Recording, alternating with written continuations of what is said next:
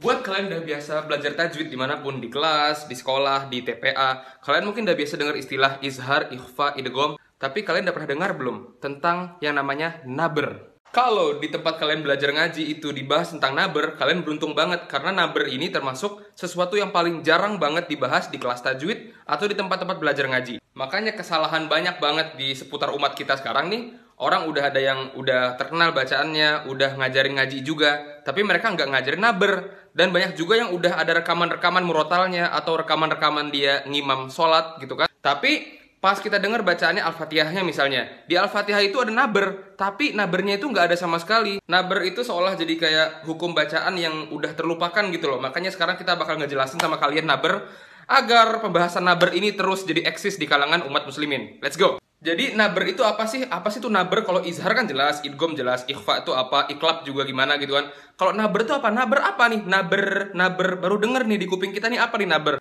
Naber kalau secara bahasa singkatnya ya, itu artinya mengangkat sesuatu di atas kebiasaannya. Misal nih kalian lihat kucing jantan sama kucing jantan berantem di jalan. Kucing jantan nih pengen kawinin si betina nih, tapi kucing jantan ini gak terima karena dia naksir juga sama kucing betina nih. Terus kucing ini kan, nah itu suara yang nah itu naber. Terus misal kalian nonton MotoGP nih, nonton F1, pas mobil datang, mobil F1 datang kan di sirkuit ke daerah kalian duduk,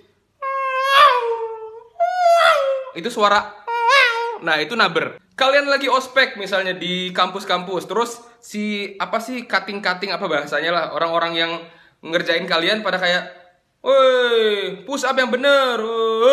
Nah pas dia ngomong, nah suara itu naber. Kalau dalam ilmu tajwid, naber itu artinya mengangkat suara dengan tujuan menjaga atau memperjelas sifat huruf setelahnya, atau untuk menjaga maknanya. Karena ada beberapa ayat yang kalau kita nggak pakai naber di situ, maknanya bisa samar-samar di kuping kita, bisa jadi makna yang lain, bisa nggak tersampaikan makna yang seharusnya dibacakan di ayat itu. Sini deh biar gue perjelas sama kalian, di Quran tuh gimana sih contoh naber-naber di ayat-ayat Al-Quran. Contohnya ya, yang kita paling sering baca naber, tapi kita nggak sadar namanya itu naber, di Al-Fatihah. Shiratal ladzina an'amta 'alaihim ghairil maghdubi 'alaihim waladdallin. Di bagian olin, ngangkat sejenak itu namanya naber. Terus misalnya di surat Abasa, mata'an lakum wa li'an'amikum fa idza ja'atis shakhah. Di sohoh, gelombang tadi tuh suara itu naber namanya. Oke, langsung aja kita masuk ke pembahasan kita. Jadi dalam pembacaan Al-Quran ada 5 kondisi di saat ayat itu dibaca naber di situ. Setiap kondisi gue bakal kasih contoh banyak banget. Jadi kalian tuh nggak salah lagi insya Allah pas baca. Jadi keep up sampai akhir video ya. Kalau misalnya agak lama, ini bener-bener dibahas semuanya tentang naber. Jadi kalian jangan sampai kelewatan sedetik pun. Yang pertama yaitu perpindahan bunyi mad ke huruf yang bertasydid, yang ada tasydidnya, ke selain huruf gunnah, yaitu mim sama nun. Tujuannya agar tasydid terbaca dan terdengar dengan baik. Jadi memperjelas tasydid deh di huruf setelahnya.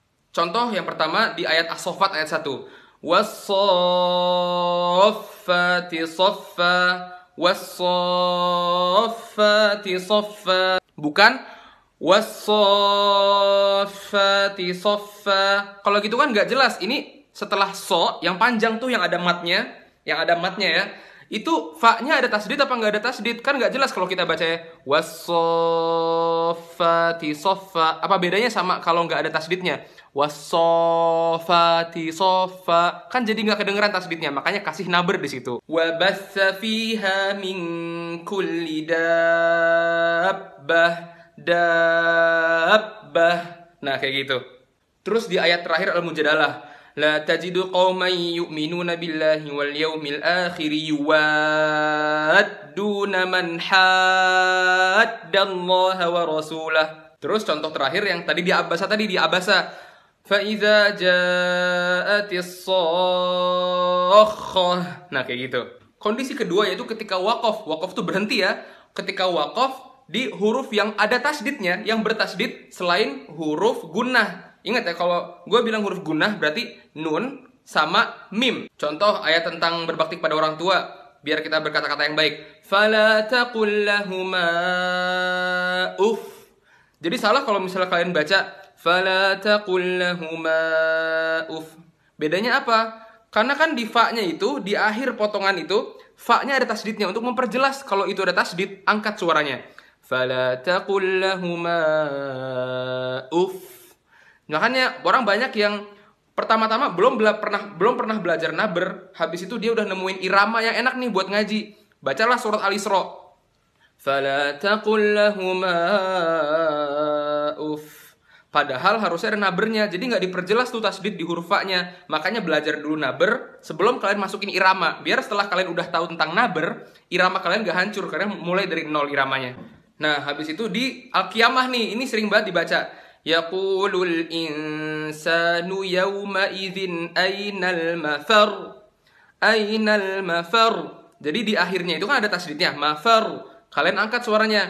Yaqulul insanu yawma idzin ainal mafar. Mafar bukan ainal mafar. Karena itu ada tasdidnya. Beda sama kayak ayat di Al-Qiyamah yang lain yang ro doang, ro sukun gak ada tasdidnya. Kayak kalla la wazar. Kalau wazar emang gak ada tasdidnya, makanya biasa aja. Tapi kalau ada tasdid kayak mafar, angkat suaranya. Terus kalau di surat Al-Qamar, wa kullu amrim mustaqir. Mustaqir. Nah gitu. Ada juga contoh di huruf lam. Fa illam yusibha wabilun fatol. Fatol. Bukan fatol, tapi fatol. Nah sekarang kondisi ketiga nih. Kondisi ketiga itu kondisi yang paling sering banget di Al-Quran. Paling banyak kita lewatin. Dan gak mungkin kita ngaji gak kelewatan nih yang kondisi ketiga ini. Yaitu pada huruf waw dan huruf ya yang bertasdid, yang diawali huruf apapun sebelumnya yang berharokat fathah, domah atau kasroh. Waw ya yang sebelumnya ada fathah, domah atau kasroh. Di ayat kursi, Allahu la ilaha illa huwal hayyul qayyum. Hayyul qayyum. Bukan Allahu la ilaha illa huwal hayyul qayyum. Hayyul qayyum. Tapi hayyul qayyum. Dihentakin sedikit, setengah detik aja dihentakin. Hayyul qayyum. Terus di Al-Fatihah, Iyyaka na'budu wa iyyaka nasta'in. Jadi kalau kalian mau ngasih irama apapun di Al-Fatihah, jangan pakai irama yang dia tuh nggak pakai naber. Misalnya Iyyaka na'budu wa iyyaka nasta'in. Bacanya Iyyaka na'budu wa iyyaka nasta'in. Perjelas naber di situ. Contoh di huruf waw. Innallaha huwar razzaqu dzul quwwatil matin. Ini sebelumnya domah ya. Dzul quwwatil matin, bukan dzul quwwatil matin. Enggak. Cara mempraktekkan tasdid di situ dzul quwwatil matin, dzul quwwatil matin. Faman tatawwa'a khairan fahuwa khairul lah. Tatawwa'a bukan tatawwa'a, tapi tatawwa'a. Huwallazi yusawwirukum fil arham. Yusawwiru. Kondisi keempat juga banyak, yaitu ketika waqaf, berhenti di yang akhirnya itu huruf hamzah. Tahu ya hamzah ya? A. Huruf hamzah yang berada atau jatuh lokasi hamzah tersebut setelah bunyi mat. Tujuan untuk memperjelas hamzah tersebut. Contohnya, kalian sering banget di akhir ayat ada kata ma yasha. Yasha. Kadzalika Allahu yaf'alu ma yasha. Jadi sebelum berhenti sya. Jadi pas ngerem itu udah setelah diangkat suaranya. Yasha. Ma amilna alaihi min su'. Jadi ngeremnya tuh bukan bukan yang penting ditahan gitu aja, tapi ditambahin angkat suaranya sedikit, hentak sedikit aja. Alaihim dairatus sawu wa yakhshallaha min ibadihil ulama.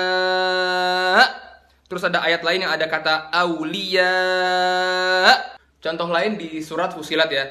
Qalu antaqana Allahu allazi antaqa kulla syai'. Nah, kalau ini lokasi terakhir terjadinya naber ya. Ini agak-agak sulit sih karena kita harus ngelihat arti juga dan kita harus paham juga tentang huruf ini, yaitu pada alif tasniyah. Alif tasniyah itu artinya alif yang menunjukkan kalau ini tuh untuk dua orang, bukan satu orang yang disebut di ayat tersebut. Alif tasniyah itu ketemu sama hamzah wasol. Agar terbedakan antara domir mufrad sama musanna agar kita tahu ini tuh ayat yang diperjelas tuh untuk ada 2 orang di situ pelakunya, bukan 1 orang doang. Jadi tambahin naber di situ. Contoh di surat Yusuf, wastabaqal bab, wastabaqal bab, 2 orang, wastabaqo, ada alif di situ. Jadi bukan wastabaqal bab. Bedanya apa kalau ada 1 orang sama 2 orang, kan nggak jelas, jadi tambahin naber di situ. Falamma zaqash syajarah kan 2 orang, Adam sama Hawa, bukan zaqash syajarah Adam sendirian gitu kan, enggak, berdua. Falamma zaqash syajarata badat lahuma sawatuhuma wa qala alhamdulillahillazi faddalana wa qala alhamdulillah, karena qala menunjukkan untuk 2 orang bukan 1 orang doang. Itu aja bahasan untuk naber. Semoga kalian bisa praktekin ke sehari-hari karena banyak banget. Contohnya tadi yang huruf ya sama waw, iyyaka na'budu wa iyyaka nasta'in. Setiap hari kan kita baca Al-Fatihah setiap hari. Terus juga di ma yasha yang ada hamzah di akhirnya setelah mat, itu juga sering banget. Wassalamualaikum warahmatullahi wabarakatuh.